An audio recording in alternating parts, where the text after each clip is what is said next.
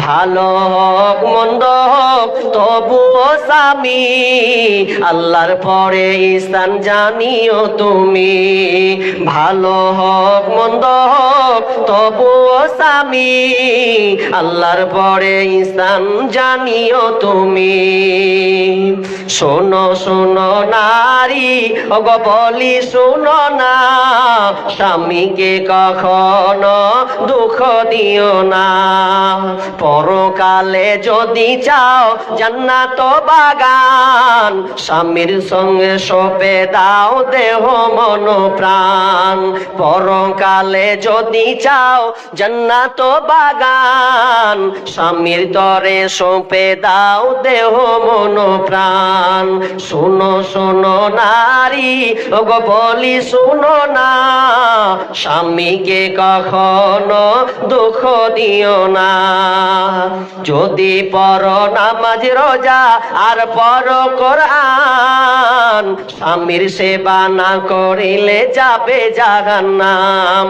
শুধু করো নামাজ রোজা আর পড়ো কোরআন, স্বামীর সেবা না করিলে যাবে জাহান্নাম। শোনো শোনো নারী ওগো বলি শোনো না, স্বামী নারাজ হইলে জান্নাত পাবে না। সে যে খুঁজে থাকো সামনে তাহার, যত খুশি দেখাও তারে রূপেরই বাহার। এবার শুনেলেন উম্মে সুলাইম বিনতে মালহান এমন একটা সাহাবী মহিলা, যেই মহিলা কত আল্লাহওয়ালি ছিলেন। মা বোন আপনারা কান করে শুনেন, এই মহিলাটা জান্নাতি মহিলা ছিলেন। এই মহিলাটার একটা কত সুন্দর গুণ ছিল, স্বামীর সঙ্গে সহানুভূতি, স্বামীর সঙ্গে কত তার ভালোবাসা।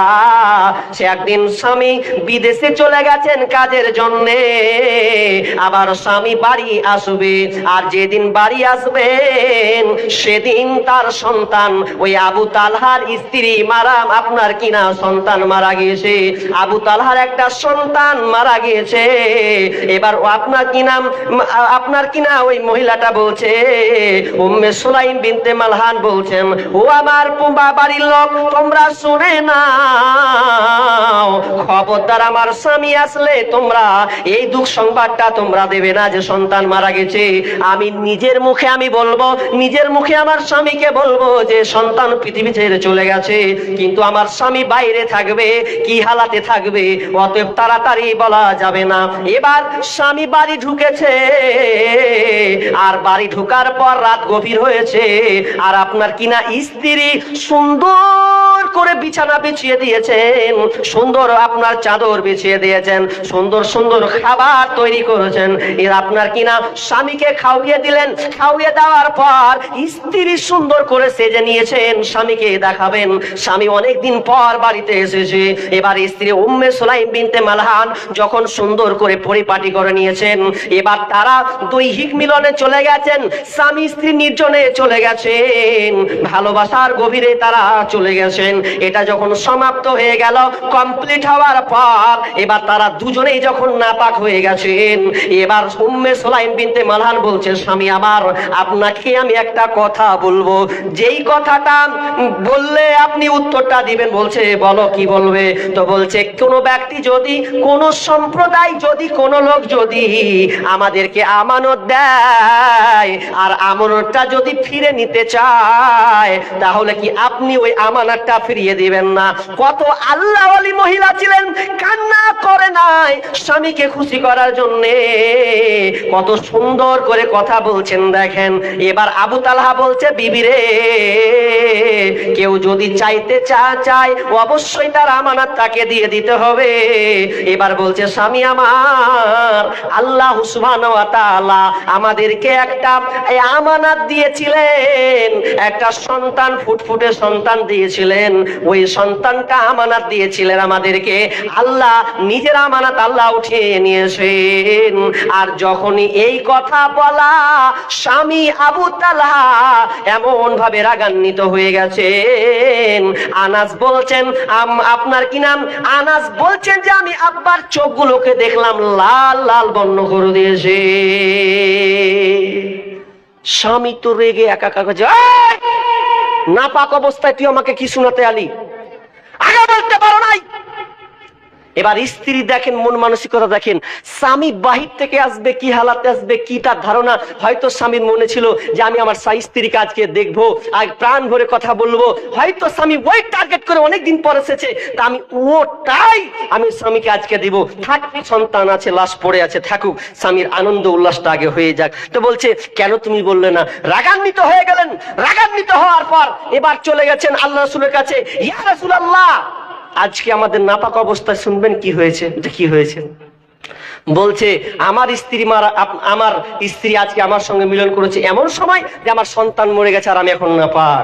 তখন আল্লাহ রাসূল দোয়া করে দিলেন যে আল্লাহ, তাদেরকে তুমি কবুল করে নাও এবং তাদের মিলনে, আজকের রাত্রে মিলনে তুমি আল্লাহ তাদেরকে আর একটা নেক সন্তান দান করো। তখন আর একটা আল্লাহ তাআলা তাদেরকে সন্তান দান করেছিলেন। প্রিয় ভাই সকল, মা বোন, তাহলে স্বামীর আনুগত্য করতে শিখুন, স্বামীর আনুগত্য করতে শিখুন। আর 3 নম্বর কি বললেন? কোন মহিলা জান্নাতি? 3 নম্বর বলছেন ওই মহিলা জান্নাতি যেই মহিলা স্বামীর মতন করে চলবে, উঠবে, বসবে, যেটা পছন্দ করবে মহিলাও পছন্দ করবে, যেটা স্বামী অপছন্দ করবে ওটাও মহিলারা পছন্দ করবে। এই 3টা গুণ যদি থাকে তাহলে ওই মহিলা হচ্ছে জান্নাতি। মুসলিম শরীফের হাদিস বললাম। 3 নম্বরটা কি বললাম? স্বামী যেটা পছন্দ করে স্ত্রীও পছন্দ করবে। তো আমাকে দেখি ফের কি হয়? ঈদ হয় তো? ঈদ কয়টা হয়? একটা না দুটা? বছরে কয়টা হয় জোরে বলেন? শুনছেন তো? 2টা। তো এবার এই যে সামনে আবার রমজান মাস আসছে, তো রমজান মাস স্ত্রী বলেছে একটা শাড়ি গালা এনে দিও। ঠিক আছে, শাড়ি এনে দিব। এই 3 নম্বরে আমাদের মহিলা কিন্তু ফেলিওর। তো ওরা কি করেছে? তো বলছে যখন এবার তো ঈদ আসবে, তো ঈদ এবার স্বামীর জন্য, স্ত্রীর জন্য একটা ভালো একটা শাড়ি লিবরে যাক, কষ্ট করে যাক, স্ত্রীর আবদার একটা ভালো না দিলে হয়? তো ভালো দিবে। তো ভালো দেওয়ার জন্য ও বেচারি রমজান মাস রোজার দিন, বুঝতে পারলে বেচারি রোজা আছে, জি রোজা আছে, 2 দিন পর ঈদ হবে। তো রোজা যখন আছে এবার তার 2 দিনের পর ঈদ হবে, তো তার 2 দিন আগে এবার শাড়ি লিবে সুন্দর। তো না খেয়ে আছে বেচারি, রোজা অবস্থায় আছে, গোটা মার্কেট ঘুরছে, এই দোকান ওই দোকান, ও শাড়ি বস্তালায়, অমুক বস্তালায়, যে কোনো দোকানে ভালো হলো না। লাস্টে আর একটা দোকান, বেচারি 4-5 ঘন্টা ধরে না খাওয়া মানুষ ঘুরেই চলেছে বানবাটি। লাস্টের বেলায় একটা দোকান চয়েস হলো, দিয়ে সুন্দর একটা কাপড়, বলছে জায়গা এটা আমার স্ত্রীকে মানাবে, দারুণ লাগবে আমার স্ত্রীকে। তো এটাই নিয়ে এলি। দোকানটাকে বলছে ভাই প্যাকিং করে দাও। প্যাকিং করে দিছে সুন্দর করে, যখন দিছে মলাট খাপ লাগিয়ে নিয়ে আসছে। একবার স্বামী তো একবারে খুশিতে আটখানা হয়ে গেছে, বিবিকে দিব, স্ত্রী খুব খুশিতে আটখানা হয়ে যাবে, একবার বলবে যে যাক স্বামী এখন চয়েস করে নিস। আপনি এই ধান্দাতে আছেন যে স্বামীর স্ত্রীর প্রশংসালি আজকে, তাই আপনি খুব রোদে, এত রোদ, আপনি কিছু মনে করেননি, তাও ধাই করে আপনি চলে গেছেন। দিয়ে আবার বলছে, স্ত্রী বলছে রহিমা শোনো, আরে আই না রে, তোর কাছে কত সুন্দর শাড়ি নিয়েছি, দেখ শাড়ি নিয়েছো, দেখি তাহলে। এবার খাটে বসেছে বুঝলে, শাড়িটা খুলছে, সবই প্যাকিং করছে, সবই খুলে দেখছে, কাছে কেমন কাপড় নিয়েছো জি, কাপড় এত মন খারাপ, এই চিটপাটা হয়ে শুতে গেছে। তখন স্ত্রী কইছে যে খাইতে মেসে গেছো, আবার রোজা খুলতে হবে। রোজা কি খুলবি? রোজা খুলে আমার বীজ দিয়ে দিস, কি করবো? এত দিন মেন ঘুরে এত লেগে একটা সাপুর কোন তুই কোচি যাইছি। এবার কি বলছেন জানেন? এবার বলছে দেখো তো সাদ্দামের বাপ কত সুন্দর সুন্দর লে আসছে, আর তোমার চোখে সুজে না, এই তো আরো মিটার 100 হয়ে গেছে। তুই সাদ্দামের বাপের খোঁজলে হিতরে, আর আমি তো এনেছি, তো খোঁজ হলো না। তো 3 নাম্বারটা কি বলছেন?